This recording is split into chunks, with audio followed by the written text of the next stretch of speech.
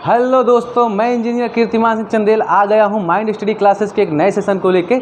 इस समय जो हमारे खबरों में फैला हुआ देश है इजराइल, उसके बारे में जानते हैं, वहां की एक धर्म के बारे में जानते हैं और वो है यहूदी। तो जानते हैं कैसे यहूदी धर्म का जन्म हुआ और कैसे यहूदी लोग यहूदी बने। तो बेटा होता क्या है, देखा जाए तो हमारे जो ईसाई हैं, मुस्लिम हैं और यहूदी हैं, ये एक ही संप्रदाय से हैं, बस अलग अलग शाखाओं में ये लोग बट गए हैं। देखा जाए तो यहूदियों की जो जनसंख्या आज वर्ल्ड भर में कितनी है, 1,40,00,000 जनसंख्या है, जिसमें से कुछ लोग अमेरिका में रहते हैं और कुछ लोग इजराइल में रहते हैं। होता क्या है बेटा, देखा जाए तो यहूदियों का बहुत ज़्यादा शोषण किया गया है। उस शोषण के कारण जब वहाँ पे इतना ज़्यादा उनके साथ शोषण होने लगा यूरोपियन कंट्रीज़ में, तो हुआ क्या कि ये लोग ज़्यादातर कुछ अमेरिका में चले गए और कुछ इजराइल में रह गए। ठीक है, अब देखा जाए दुनिया के सबसे पुराने धर्म में से एक माना जाता है यहूदी धर्म। जैसे कि आप देख लीजिए तो हमारा जैसे हिंदू धर्म है, संत सनातन धर्म है, इसका कोई मतलब आपको अता पता नहीं चलता कि इसका इनके जनक कौन है, कब इसकी स्थापना हुई, आपको कुछ नहीं पता चलेगा। बट इनका पता है कि स्थापक कौन थे, संस्थापक कौन थे, सब कुछ पता है। लेकिन है बहुत पुराना धर्म, नियर अबाउट 4,000 साल पुराना धर्म है। कब कितना 4,000 साल पुराना धर्म माना जाता था। ये ऐसा धर्म है जो एक ईश्वरवाद को मानता है। कौन सा? यहोवा, जो एक ईश्वरवाद को मानते हैं। इनके में एक बात कही गई है कि ईश्वर एक ही है, तो ये लोग एक ही ईश्वर को मानते हैं।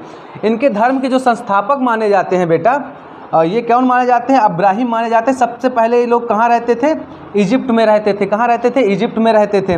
और इसके जो फाउंडर माने जाते हैं अब्राहिम माने जाते हैं। जहाँ तक आप लोग सुनते भी होंगे कि मुस्लिमों के भी पवित्र देवता माने जाते हैं अब्राहिम। ठीक है, तो जैसे हम लोग आगे बढ़ते हैं तो अब्राहिम के बेटों में से एक बेटे का नाम था क्या? याकूब। और याकूब का ही दूसरा नाम था क्या? इजराइल। क्या नाम था? इजराइल। उस समय जो ये यहूदी थे बेटा, ये क्या थे कि 12 अलग अलग समुदायों में बटे हुए थे। तो याकूब ने क्या किया, इन समुदायों को एक में लेकर कलेक्ट करके, इनको मोटिवेट करके एक देश बनाया जिसका नाम था इजराइल। अपने ही नाम पर उन्होंने उस देश का नाम दिया इजराइल। एक्चुअली देखा जाए तो ये वो इजराइल नहीं है जो आज का इजराइल है। आज का इजराइल तो बना है 1948 में। ये दूसरा इजराइल था जो याकूब भाई साहब ने बनाया था। और याकूब के बेटे होते हैं कौन? यहूदा। और यही यहूदा को इंग्लिश में कहते हैं जुड़ा। ठीक है, तो यहूदा को फिर आगे चल के जब पीढ़ी बढ़ती है तो जो लोग यहूदा को मानने वाले होते हैं वो क्या बन जाते हैं? यहूदी बन जाते हैं। इसमें और भी उपदेश देने वाले हैं। उनमें से एक थे क्या आगे चल के? मूसा को मानने वाले भी आगे क्या रहे? यहूदी ही रहे, वो लोग नहीं बदले। उसके बाद देखते हैं कि मूसा का जो जन्म हुआ था बेटा, अब्राहम के 100 साल बाद हुआ था जन्म। और इन्होंने क्या किया था? इन्होंने इजिप्ट में गुलामी प्रथा का अंत किया था। क्या किया था? गुलामी प्रथा का अंत किया था। वहाँ के लोग जो गुलाम थे उनको आज़ाद करवाए। और मूसा को देखा जाए तो कहा जाता है कि मूसा को यहोवा ने शिक्षा दी थी और इन्होंने क्या किया? 10 उपदेश दिए। क्या दिए? 10 उपदेश दिए। जैसे कि आप ईमानदार रहो। इनमें से एक ही उपदेश ऐसा था, एक उपदेश इनका ऐसा था कि एक ही ईश्वर को मानो, ईश्वर एक ही है। तो ये उपदेश दिए, 10 उपदेश दिए। जैसे उसमें से ये है कि नारियों की रक्षा करो, नारियों की इज्जत करो। तो ऐसे 10 उपदेश दिए। उसके बाद होता क्या है, मूसा की शिक्षा किस में लिखी गई? टॉर्च में लिखी गई है। और ये टॉर्च क्या होता है ये भी जान लेते हैं। बाइबल के सबसे पहले जो 5 खंड आए थे उन्हें टॉर्च कहा गया। इनमें से देखा जाए जो ओल्ड टेस्टामेंट को मानते हैं वो यहूदी कहलाते हैं। ठीक है, और जो नो टेस्टामेंट को मानते हैं वो क्या कहलाते हैं? ईसाई कहलाते हैं। भाई देखा जाए तो यही है कि ईसाई भी क्या है? बाइबल को मानते हैं। और ये बाइबल के 5 खंड पहले वाले हैं। ठीक है, और देखा जाए तो एक मंदिर इनका बनता है। कहाँ? टोलमैड में बनता है। टोलमैड नाम था मतलब कि मंदिर का, जो इजराइल जेरूसलम में था। ये दूसरा मंदिर था यहूदियों का जिसे तोड़ दिया जाता है। क्या किया जाता है बेटा? तोड़ दिया जाता है। कौन तोड़ता है इसको? इसको इराक तोड़ता है। ठीक है, कौन तोड़ता है? इराक तोड़ता है। ठीक है, और पहला जो टेम्पल इनका था किसने बनवाया था? तो बेटा 1000 BC में क्या होता है, 1000 BC में किंग डेविड के बेटे सुलेमान, क्या नाम था उनका, सुलेमान, जिसे मुस्लिम लोग क्या कहते हैं, सुलेमान कहते हैं। सुलेमान पहला टेम्पल बनवाते हैं। ये तो इनका दूसरा टेम्पल था। पहला टेम्पल इनका कौन बनवाता है, सुलेमान बनवाते हैं। कहाँ बनवाते हैं, जेरूशलम में बनवाते हैं। और ये इसी वजह से जेरूशलम क्या है, विवादों में रहता है, जिसकी वजह से आप देख रहे होंगे इजराइल और फिलिस्तीन और कौन लड़ रहा है, मुस्लिम कंट्रीज लड़ रही हैं। उसको भी हम थोड़ा सा आपको बताते हैं। तो ये मंदिर किसने बनाया, पहला वाला सुलेमान ने बनवाया, जिसे किसने तोड़ा था, बेबीलोनियों ने तोड़ा था। किसने तोड़ा था, बेबीलोनियों ने तोड़वा दिया था। देखा जाए तो उस समय इनके ऊपर काफ़ी ज़्यादा अत्याचार हो रहा था, इनका शोषण भी किया जा रहा था।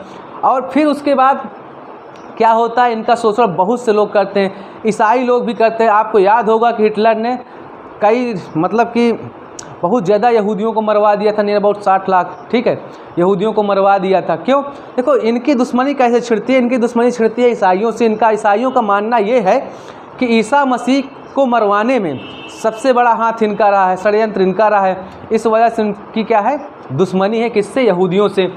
अब एक थोड़ा सा बात देख लेते हैं। यही एक वजह है कि जब सेकेंड वर्ल्ड वार के बाद हिटलर ने इनके ऊपर काफ़ी ज़्यादा अत्याचार किया, इनका काफ़ी ज़्यादा शोषण किया, इन पे काफ़ी ज़्यादा इनके लोगों को मरवा दिया, ठीक है, हिटलर ने।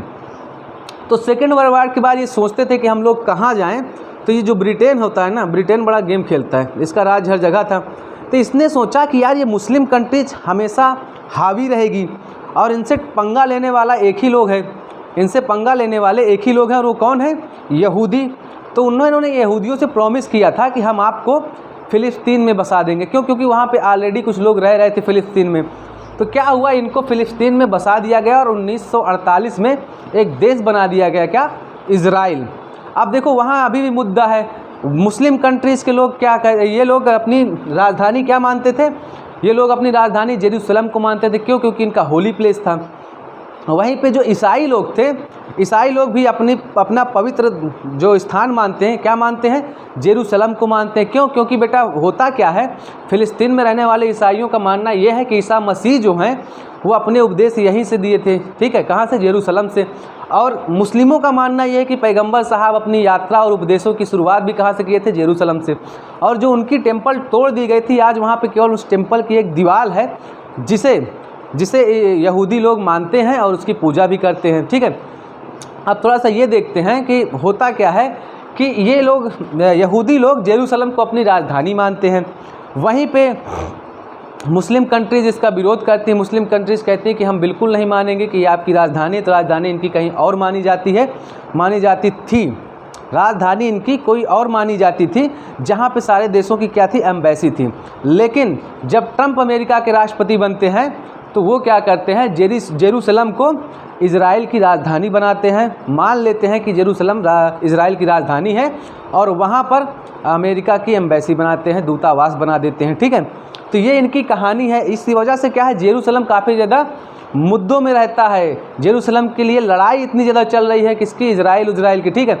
अब थोड़ा सा एक चीज़ और देखते हैं, ये जो क्या थे, थोड़ा इसको मैं एरेस्ट करता हूँ। एक चीज़ मैं आपको और बताता हूँ जो और अवधारणाएं समाज में फैली हुई हैं।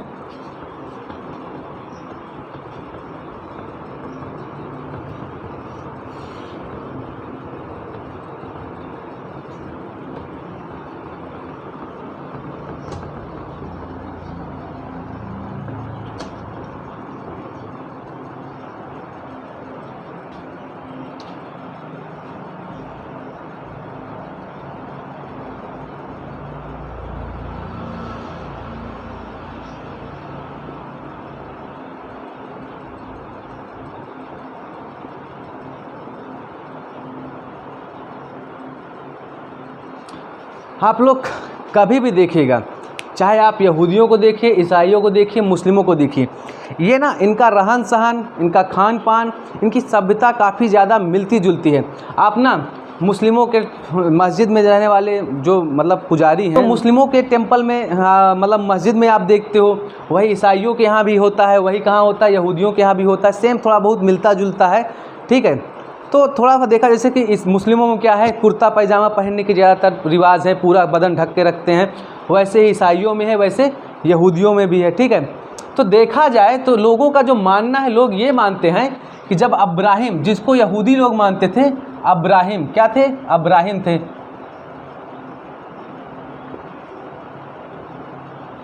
अब्राहम थे, ठीक है। अब्राहिम की जब मतलब मृत्यु होती है तो अब्राहिम ये कहते हैं कि मैं फिर से जन्म लूँगा और फिर से आऊँगा। तो फिर होता क्या है, उसके बाद आते हैं ईसा मसीह, ईसा जी आते हैं, ठीक है। जब ईसा मसीह का जन्म होता है और वो उपदेश देते हैं तो यहूदियों के कुछ समुदाय किसके साथ चल देते हैं? ईसा के साथ चल देते हैं। और उनका मानना ये था, यीशु के साथ चल देते हैं। उनका मानना ये था कि इब्राहिम का जन्म हो गया है और यही इब्राहिम है। तो ये किसके साथ चल देते हैं? ईसाई चल देते हैं ईसा के साथ। तो ये क्या कहलाते हैं? ईसाई कहलाते हैं। और कुछ लोग ऐसे होते हैं जो पैगंबर साहब का जन्म, मोहम्मद पैगंबर साहब का जन्म होता है,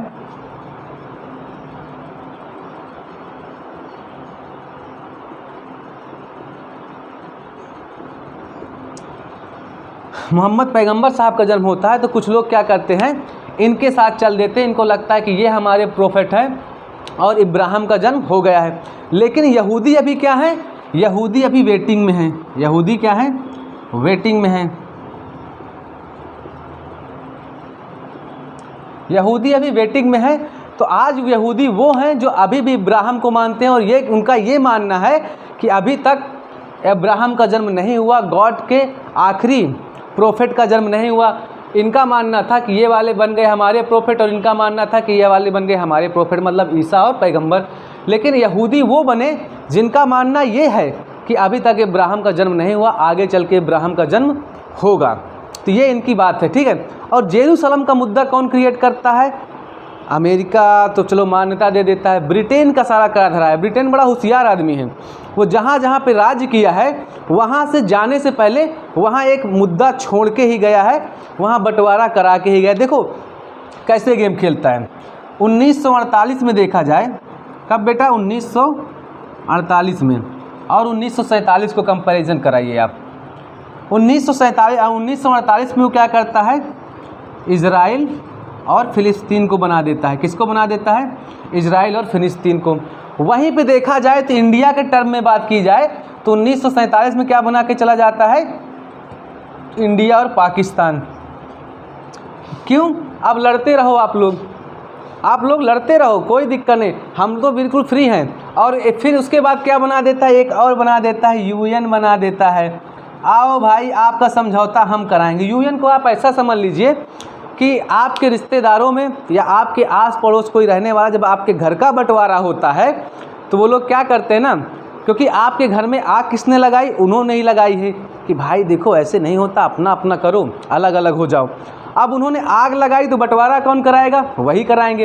अब बंटवारा कराएंगे तो आगे चल के अगर कोई दिक्कत होती है कि नहीं ये वाला पार्ट हमारा था, तुम कैसे ले लिए, ये वाला पार्ट तो हमारा नहीं था, आपके हक का, इसे आप ले जाइए। तो ये जब जो दिक्कतें होती हैं उसको कौन समझाने आएगा? वही समझाने आएगा या उसके पूर्वज समझाने आएंगे जो क्या था, जिसने बंटवारा कराया था, ठीक है। अब जिसने बंटवारा कराया था उसको यहाँ पे क्या कहा गया? यूएन। अच्छा देखो, ये सारा गेम कहाँ से बैठ के खेल रहा है? लंदन से बैठ के खेल रहे हैं सारा गेम, ठीक है। देख लीजिए पूरा गेम लंदन से बैठ के खेल रहे हैं। यहाँ क्या बना दिया? यहाँ बना दिया इजराइल और फ़िलिस्तीन, और यहाँ इंडिया और पाकिस्तान। देखा जाए तो दोनों की कंडीशन सेम हुई थी। आज़ादी के बाद तुरंत ही 1948 के बाद ही क्या हुआ? इनके यहाँ युद्ध छिड़ गया। मुस्लिम कंट्रीज़ इनको क्या करने लगी? इनके ऊपर अटैक करने लगी। देखा जाए तो इजराइल वालों ने सारे युद्ध जीते, एक साथ 6-6 देशों को हराया इन लोगों ने मिलके, एक साथ 6-6 देशों को हराया। इसके पीछे का रीज़न है, देखो बेटा आप भी जानते हो कि अगर आपके सामने ये समस्या आ जाए करो या मरो, तो इनके साथ वही समस्या आ गई थी, करो या मरो। भाई देखो यूरोपियन कंट्रीज से इनको इधर ला दिया गया था, मिडिल ईस्ट में आ गए थे ये लोग, ठीक है। अब मिडिल ईस्ट में इनकी जनसंख्या काफ़ी कम हो गई थी। अब अगर यहाँ पे ये हार जाते तो कहाँ पे जाते? मुस्लिम कंट्रीज इनको रहने नहीं देती थी, ईसाई कंट्रीज़ में इनका शोषण किया जाता था, तो ये कहाँ जाते? तो इन्होंने सोच लिया कि या तो अब मरेंगे या लड़ेंगे। तो देखो इन्होंने लड़ा और अपनी टेक्नोलॉजी को इतना ज़्यादा विकसित किया तो कि आज देखा जाए तो इजराइल की जो खुफिया एजेंसी है मोसाद, वो दुनिया की सबसे ख़तरनाक खुफिया एजेंसी मानी जाती है। इन्होंने अपनी आर्मी को काफ़ी अच्छे से ट्रेंड किया और 6-6 देशों को एक एक बार में धूल चटाई है इन लोगों ने। और यही मुद्दा आज क्रिएट भी हो रहा है जेरूसलम का। कहाँ पे? इजराइल में। आए दिन देखते हैं इसका युद्ध होता रहता है। इसका मैं अच्छे से व्याख्या करूँगा अगले वीडियो में, अगर बनाता हूँ इस पर। और देखिए जो कंडीशन यहाँ पे क्रिएट हुई, आज़ादी के तुरंत बाद लड़ाई। हमारे बगल में भी एक बाबा सिर बैठा के चले गए थे पाकिस्तान, जो आज भगंदर बन गया है। ठीक है, ये भी क्या होता है, तुरंत आज़ादी के बाद इनसे हमारा भी युद्ध छिड़ता है। तो देखा जाए तो ना ये केवल यूएन वालों की चाल थी, ब्रिटेन की एक चाल थी जिसे उन लोगों ने हमारे साथ या फिर इन लोगों के साथ खेला। बंटवारा करो और ये आपस में लड़ते रहें। अरे भैया बंटवारा कराए तो अच्छे समझौता भी करा दो जब यूएन बनाए हो। आज तक इनसे, यूएन वालों से, ना इंडिया पाकिस्तान का मैटर सॉल्व हुआ, ना फिलिस्तीन इजराइल का सॉल्व हुआ। पता नहीं क्या है, चलता जा रहा है, चलता जा रहा है। अच्छी बात है। तो ये मैंने यहूदियों के टर्म में इनका बताया, क्या बताया, पूरा हिस्ट्री बताई, कहाँ कैसे कैसे इनका जन्म होता गया। और ये भी बताया कि जो समाज में फैली अवधारणा है वो क्या है, इब्राहिम से रिलेटेड। ठीक है, अब देखा जाए तो कुछ लोग ना आदम और हव्वा की कहानी से भी इनको जोड़ते हैं, तो उसकी भी कहानी है। आदम और हव्वा से रिलेटेड भी एक कहानी, कभी मैं आपको अगले वीडियो में, नेक्स्ट वीडियो में कभी बनाऊँगा तो वो भी बताऊँगा कि उनकी क्या कहानी है, कैसी है। ठीक है, तो ये पूरी कहानी किसकी रही, इजराइल में यहूदियों की रही, यहूदी धर्म की रही, कि कैसे कैसे इनकी उत्पत्ति होती गई, कैसे कैसे ये बढ़ते गए और क्या क्या इनके ऊपर अत्याचार हुए। ठीक है, देखो धर्मों की अगर हम बेटा बात करते हैं तो सबसे पुराना धर्म क्या माना जाता है, हिंदू धर्म माना जाता है।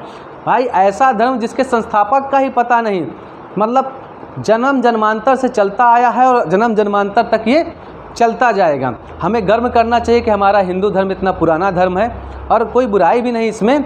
और देखा जाए तो राम बदावर साहब की एक लाइन थी जिसमें राम बदावर साहब ने एक बात कही थी कि अगर तुम्हें भी है छाँव की आस तो तुम्हें रुकना होगा और मेरे पुरखों के सामने समुचित विश्व को झुकना होगा। ये राम बदावर जी की लाइनें थी हिंदू धर्म के प्रति। बाकी तो हम तो बेटा एक ही बात जानते हैं कि हर धर्म की रिस्पेक्ट करिए, हर धर्म एक समान है हमारे लिए। तो मिलते हैं हम आपको शाम को, किस वाले पीरियड में बेटा, उत्तर प्रदेश में आपको इस समय पढ़ा रहा था, तो उत्तर प्रदेश में मैं आपको पढ़ाऊंगा संस्कृति और लोक नृत्य वगैरह के बारे में आपको बताऊंगा। तो मिलते हैं उस वाले सेशन में, तब तक के लिए बेटा मैं लेता हूं आपसे अलविदा एंड जय हिंद।